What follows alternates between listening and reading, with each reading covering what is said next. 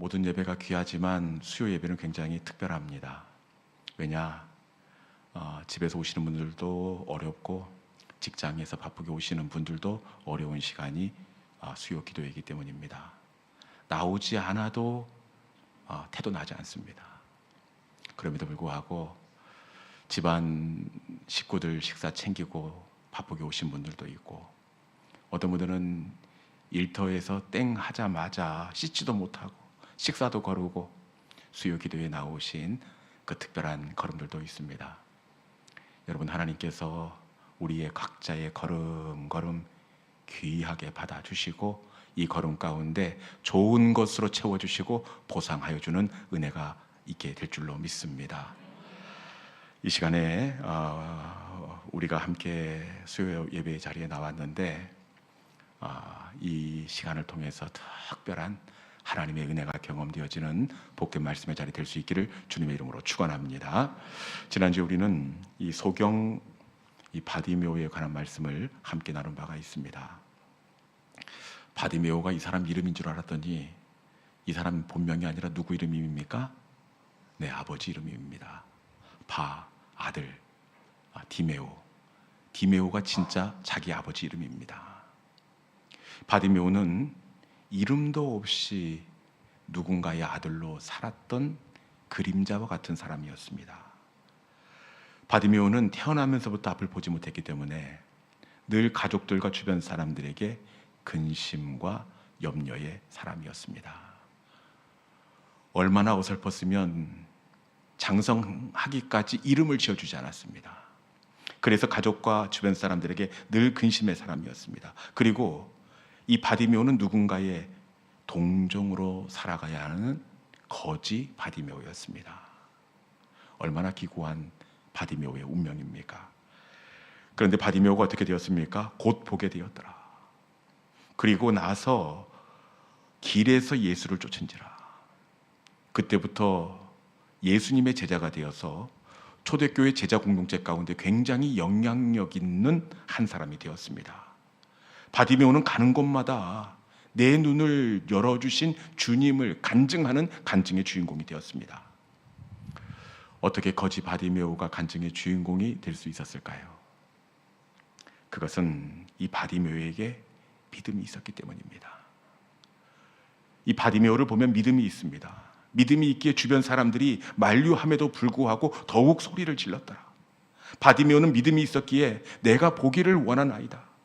자기의 한계만큼 구하지 않고 주님의 크기만큼 간구하고 있습니다. 바디메오는 믿음이 있었어요. 이때 주님은 바디메오의 믿음 앞에 걸음을 멈추어 섰습니다. 주님의 걸음이 멈추자 바디메오의 어둠의 역사가 끝이 나고 주님의 역사가 시작되었습니다. 주님의 걸음이 멈춰서자 고통의 역사는 끝이 나고 평강의 역사가 시작되었습니다. 주님의 걸음이 멈출 때에 바디메오는 간증의 주인공이 되었다는 사실입니다. 여러분, 주님의 걸음이 멈추면 우리 가운데에도 주님의 역사가 시작되게 될 줄로 믿습니다. 예배 시간은 어떤 시간이냐? 예배 시간은 어떤 시간입니까? 주님이 직접 걸어서 우리의 예배 가운데 찾아오는 시간이 바로 예배의 시간입니다. 우리 주님이 우리의 예배 가운데 걸음을 멈추고 우리의 아픔을 돌아보고 계시는 줄로 믿습니다. 주님의 걸음이 멈춰 서기만 하면 주님의 역사는 시작됩니다. 이 저녁에 바디메오에게 시작되었던 빛의 역사, 주님의 역사, 우리 예배 가운데 찾아오신 주님의 걸음으로 말미암아 이 밤 우리의 인생의 밤이 끝나고 새로운 새벽이 밝아오는 은혜가 여러분 가운데 있기를 주님의 이름으로 축원합니다. 오늘 우리가 나누게 될 말씀은 이 누가복음입니다. 누가복음은 어떤 책입니까? 누가가 들려주는 예수님 이야기. 똑같은 이야기지만 마태가 들려주는 예수님 이야기가 있고 마가가 들려주는 예수님 이야기, 그리고 요한이 들려주는 예수님 이야기가 있습니다. 이 누가복음은 누가가 들려주는 복음은 예수님이니 누가가 들려주는 예수님 이야기가 바로 누가복음입니다. 특별히 오늘 이 말씀은 원래 마태는 산상수훈에 담아 놓았던 예수님의 말씀이었습니다. 산상수훈이 뭐합니까? 제자들이 세상 속에서 어떻게 세상과 구별되어 살아갈 것인가, 제자의 삶에 대해서 아주 구체적으로 섬세하게 말씀하고 있는 그 말씀이 바로 산상수훈입니다. 이 산상수훈의 이야기를 누가는 오늘 11장에서 이야기하고 있는데, 어떻게 하면 좋은 제자가 될 수 있느냐, 좋은 제자의 조건이 무엇인지를 오늘 11장을 통해서 들려주고 있습니다. 좋은 제자가 되기 위해서는 무엇이 중요하냐? 무엇이 중요할 것 같습니까? 네, 누가복음 11장 34절에 있는 말씀. 좋은 하나님의 사람이 되기 위해서는 무엇이 중요한지 11장 34절에 있는 말씀 같이 한 목소리로 봉독하도록 하겠습니다. 자, 시작.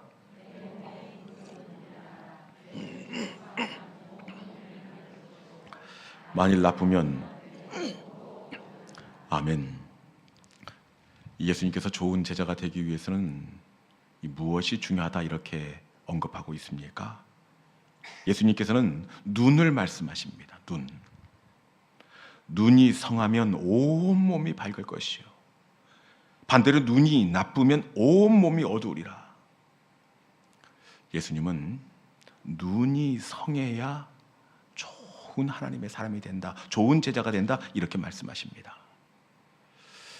그런데 저는 왜 예수님께서 하필 눈을 언급하고 있는지 조금 의문입니다. 다른 것도 많이 있지 않습니까? 좋은 제자가 되기 위해서는 이 봉사하는 손을 강조할 수도 있는 것 아닙니까? 그것도 아니면 전도하는 발도 예수님께서 말씀할 수 있고, 그것도 아니면 지혜로운 머리를 말씀할 수도 있고, 사랑하는 뜨거운 가슴도 예수님께서 말씀할 수 있습니다. 그런데 우리 주님께서는 다른 것이 아니라 눈을 강조하십니다. 왜 머리도 손도 발도 가슴도 있는데 우리 주님은 좋은 제자가 되기 위해서는 눈이 성해야 한다, 성한 눈을 강조하고 있는 것일까요? 그것은 말씀해 보니까 내 몸의 등불은 눈이라. 이 눈이 몸의 등불이 되기 때문에 그렇습니다. 여러분, 눈은 몸의 등불입니다. 등불이 뭡니까? 등불은 어두운 것을 비추어 방향을 잡는 것이 등불입니다. 빨리 가든 천천히 가든 속도의 차이지, 어둠 속에서 방향을 잡는 것은 등불이 비추는 방향입니다. 등불이 방향을 결정합니다. 눈도 마찬가지입니다. 눈은 등불이라. 여러분, 우리 인생의 방향은 눈이 결정하기 때문에 그렇습니다. 우리는 생각이 결정하고 판단이 결정한다고 생각을 하는데 그렇지 않습니다. 생각하고 판단하기 전에 먼저 보는 것이 먼저입니다. 보고 나서 판단하고, 보고 나서 생각하고 계획을 세웁니다. 보는 것이 먼저입니다. 눈이 중요한 이유는 눈이 그 사람의 인생의 방향이 되기 때문에 그렇습니다.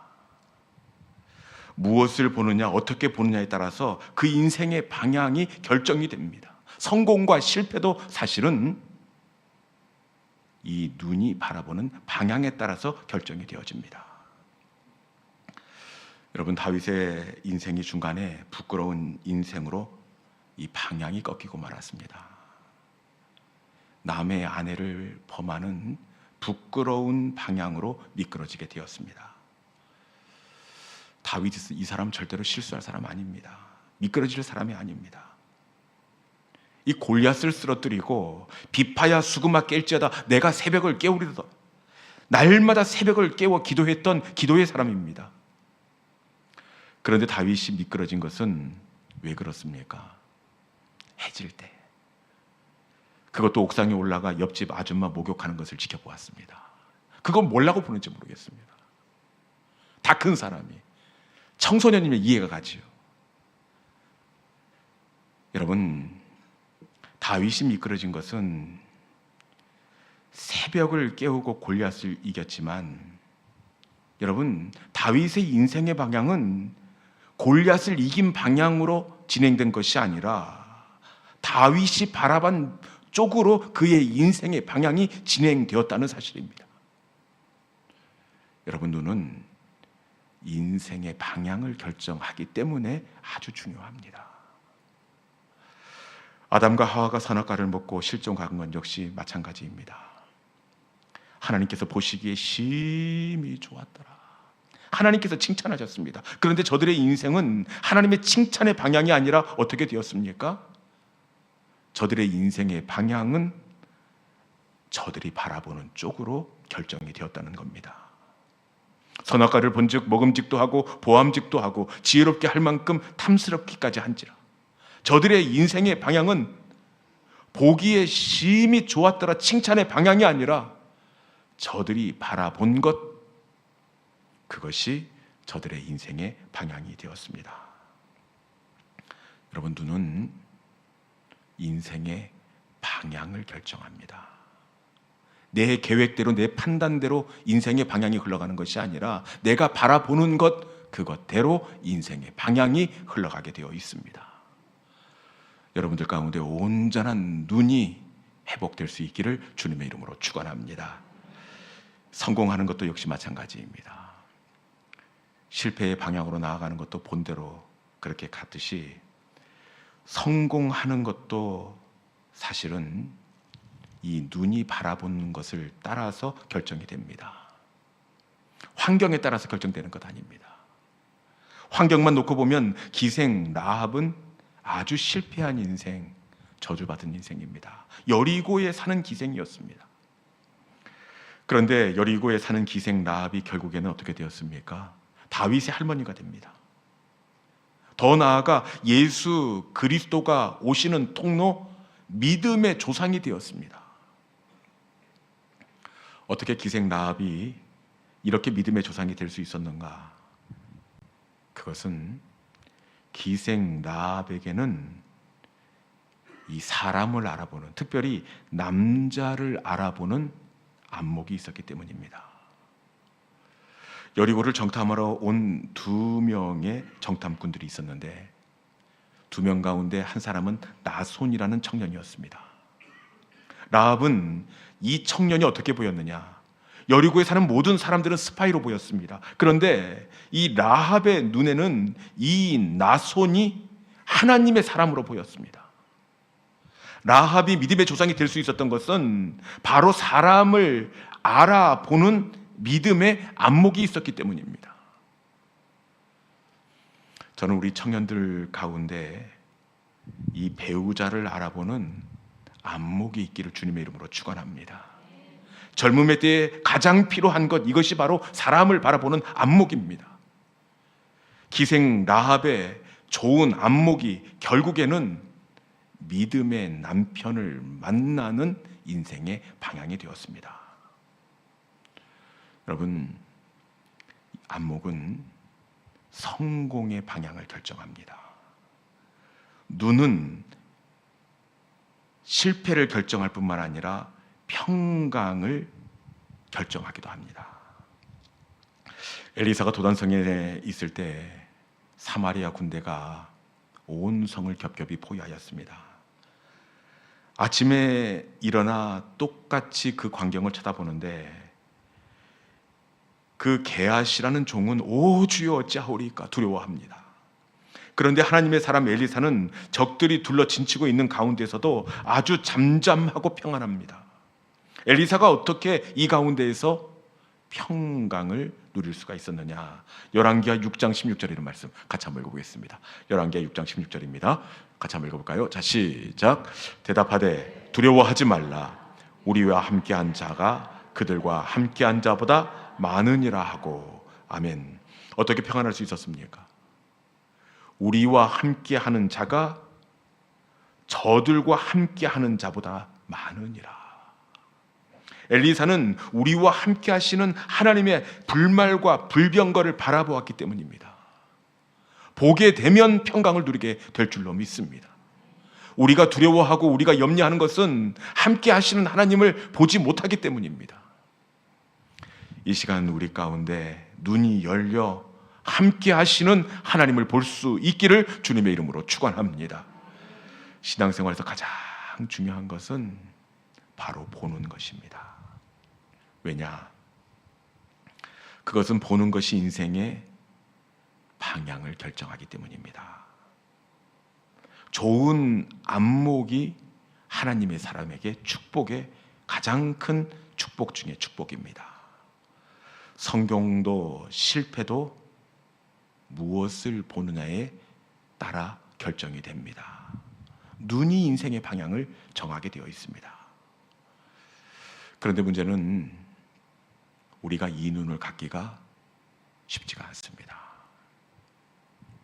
당연히 은혜로운 것을 보고 그리고 보지 말아야 할 것을 보지 말아야 함에도 불구하고 이렇게 좋은 눈을 갖기가 쉽지 않습니다. 왜냐? 그것은 마귀가 눈이 인생의 방향이 눈의 방향이 인생의 방향이 된다는 것을 너무나 잘 알고 있기 때문에 그렇습니다. 눈의 방향이 인생의 방향이 된다는 것을 마귀는 너무나 잘 알고 있기 때문입니다. 그렇기에 마귀는 어떻게 하느냐? 마귀는 시험을 주는 것이 아니라 우리의 눈을 나쁘게 합니다. 누가복음 11장 34절에 우리가 봉독한 말씀에 보니까 만일 눈이 나쁘면 온 몸이 어두우리라. 눈이 나쁘면 온 몸이 어두우리라. 저절로 모든 것이 어둡게 되고 망가진다는 것을 마귀는 알고 있습니다. 그렇게 마귀는 시험을 주는 것이 아니라 눈을 나쁘게 합니다. 아니, 정확하게 말하면 나쁘게 하는 것이 아니라 눈을 병들게 합니다. 우리가 읽었던 만일 눈이 나쁘면 온 몸이 어두우리라. 마귀는 나쁘게 하는데 사실은 원어적 의미를 보면 이 포네로스를 씁니다. 포네로스. 마귀는 나쁘게 하는 것이 아니라 포네로스의 헬라어 원어적 의미를 보면 한번 볼까요? 포네로스는 이렇게 생겼고 나쁘다는 의미도 있지만 병들다는 의미도 있습니다. 마귀는 나쁘게 하는 것을 넘어서 하나님의 사람들의 눈을 병들게 합니다. 그러면 모든 것이 어두워지기 때문에 그렇습니다. 여러분, 눈이 병들면 모든 것이 어두워지게 됩니다. 혹시 감사가 사라졌습니까? 모든 것이 그동안 예뻐 보였던 것들이 미운 물건처럼 보여졌습니까? 여러분, 저들이 변한 것이 아니라 그것은 포네로스, 우리의 눈이 병들었기 때문입니다. 눈이 병들면 온 몸이 어두우니라. 병이 들면 모든 것에 감사와 기쁨이 사라지게 되어 있습니다. 마귀는 시험을 주는 것이 아니라 포네로스, 병들게 합니다. 왜냐? 눈이 병들면 모든 것이 미흡게 보이기 때문에 그래요. 여러분 가운데 별것 아닌 것 가지고 미흡게 보이고, 누가 봐도 예쁜 사람인데 미흡게 보이는 사람이 있습니까? 그것은 저 사람이 변한 것이 아니라 내 눈이 변한 정도가 아니라 병들었기 때문에 그렇습니다. 말씀이 그렇습니다. 포네로스, 병들었기 때문이다. 여러분, 병들었다면 어떻게 해야 되겠습니까? 어떻게 해야 되겠습니까? 치료해야 됩니다. 우리의 병든 눈을 고칠 수 있는 것은 안약을 사서 넣는 것이 아니라 우리 주님께서 만져주실 때에 우리의 눈은 온전히 회복되게 될 줄로 믿습니다. 우리 주님이 만져주셔야 우리의 눈이 고침을 받게 되어 있어요. 실로암에 살았던 실로암 소경도 주님께서 진흙으로 바르시고 그 눈을 만져주셨습니다. 나면서부터 소경된 자도 주님께서 그 눈을 만져주셨습니다. 만져주실 때에 비늘 같은 것이 벗어지고 그 병든 눈이 온전히 보게 되는 건강한 눈으로 회복될 수가 있었습니다. 여러분, 하나님의 사람에게 가장 중요한 것은 우리 주님은 손도 머리도 가슴도 발도 아닌 눈이다, 이렇게 말씀합니다. 눈이 병들면 온 몸이 어두우니라. 모든 감사가 사라지기 때문에 그래요. 눈을 강조하신 이유는 인생의 방향은 계획대로 가는 것이 아니라 눈의 방향대로 흘러가기 때문에 그렇습니다. 이 시간에 우리의 시선이 다시 회복될 수 있기를 주님의 이름으로 축원합니다. 제 눈도 만져주시고 남편의 눈도 만져주시고 여러분의 눈도 만져주심으로 말미암아 포네로스, 병든 눈이 온전히 주님의 만져주심으로 말미암아 건강한 눈, 온전한 눈으로 회복되어지는 이 저녁 될 수 있기를 주님의 이름으로 축원합니다. 이 시간에 주신 말씀을 바라보면서 우리가 함께 말씀을 붙잡고 기도의 자리로 나아가기를 원합니다. 주님, 이 시간에 하나님의 사람에게 있어 가장 중요한 것은 눈이라, 이렇게 말씀하십니다. 머리도 손도 발도 가슴도 아닌 눈을 말씀하신 것은, 눈은 몸의 등불이니,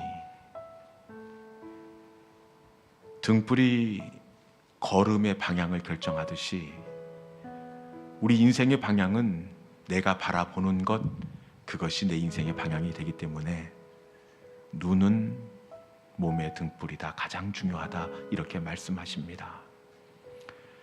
눈의 건강이 우리의 건강이고 눈의 회복이 우리 믿음의 회복입니다. 여러분, 이 시간 우리의 눈을 주님께서 만져주실 때 우리의 시력은 다시 회복될 수가 있습니다. 이 시간 주님, 내 눈이 나도 모르게 겉불이 씌이고 감겨져서 좋은 것을 좋은 것으로 보지 못하고 감사한 것을 감사로 바라보지 못하는 하나님, 어두워진 눈이 되고 말았습니다.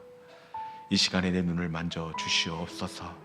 이 시간 내게로부터 눈을 들어 주를 보게 하여 주시옵소서. 주님의 역사가 시작되게 하여 주시옵소서. 이 시간에 내게로부터 눈을 들어 우리 함께 찬송하도록 하겠습니다.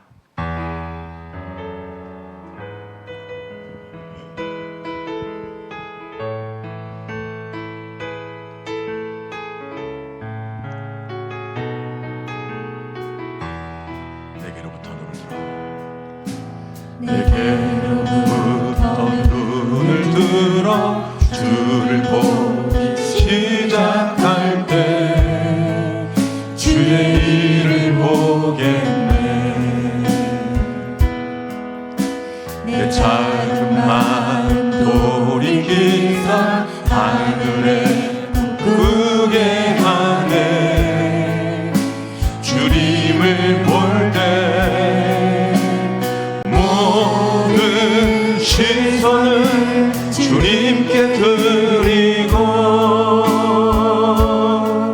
살아계신 하나님을 느낄 때 내 삶은 주의 역사가 되고 하나님이 일하기 시작한 다시 한번 할까? 내게로부터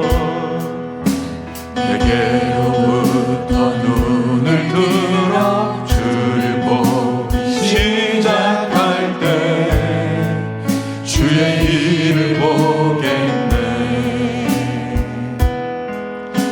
내 작은 마음 돌이키사 하늘에 꿈꾸게 하네. 주님을 볼 때 모든